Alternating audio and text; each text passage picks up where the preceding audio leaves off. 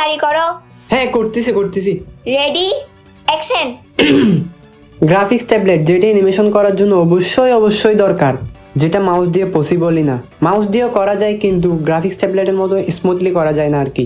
এটি দিয়ে তুমি ফটোশপে ভালো মতো কাজ করতে পারবে, ভিডিও এডিটিংয়েও ভালো মতো কাজ করতে পারবে। যদি টিচার হয়ে থাকো তাহলে স্টুডেন্টদেরও পড়াতে পারবে এটি দিয়ে।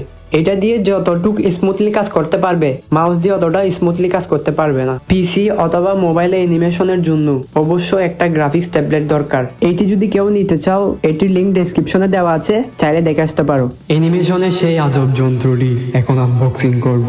চলো শুরু করতে হে পাপা। এটি দিয়ে অ্যানিমেশন করব।